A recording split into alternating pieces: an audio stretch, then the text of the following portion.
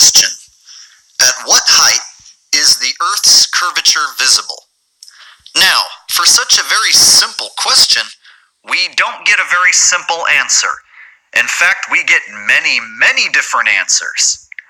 Here is some of the answers we get to this question from people all over the world. This answer comes in from K. Carl Manley. Imbecile! If you go to the beach on a clear day and look out over the ocean, you can see the curvature of the Earth. But anyone can talk, and I'm hoping I have enough sense to never ever pay any attention to religious fools with their literal interpretation, i.e. firmament again. The rest of you followers should consider that the NWO order wasn't satisfied dumbing down the video-watching generation.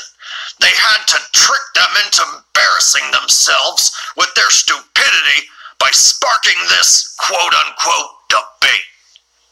Oh, okay. Well, thank you for that, K. Carl Manley. So apparently all you have to do is go to the beach on a clear day and you can see the curvature. Well, here's a differing answer, and this comes in from John Bauer. I asked John Bauer, so what height do you think it should start to be visible? And John said, I'd say about 500 feet. The higher you get, the more prominent the curve gets. Oh, well, that's very interesting. Let's see what Fisher of Men has to say about this. Here's a photo from a very high mountain overviewing the valley below. And what you see here is the curvature of the Earth.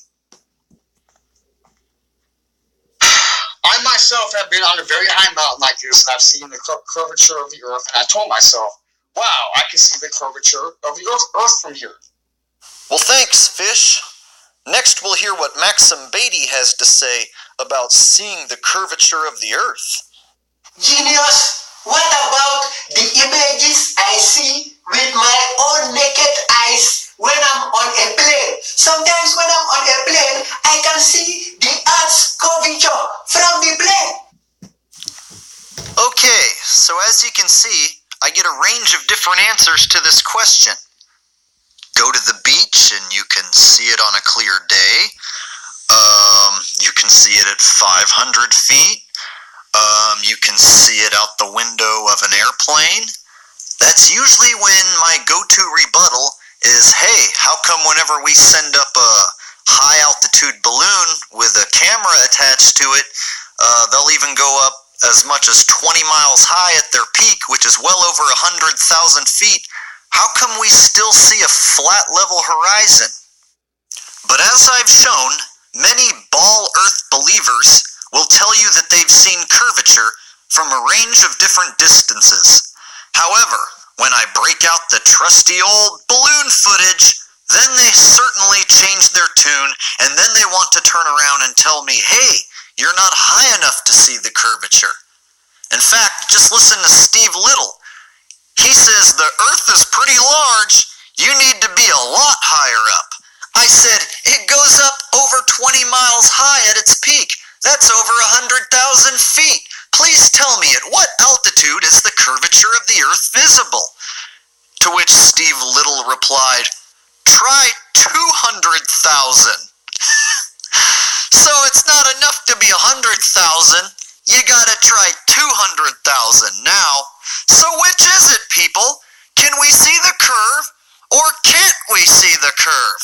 This is getting ridiculous. You can't have it both ways. If I prove to you that there is no curve at 100,000 feet, then you turn around and say try 200,000?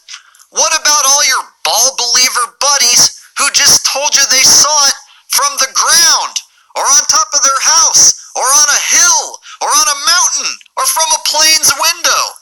You guys need to get your shit straight. But what do we know? We're all just a bunch of regular know-nothings. Why don't we ask a world-renowned super scientist like Neil deGrasse Tyson? Hey Neil, tell us about the curvature of the Earth.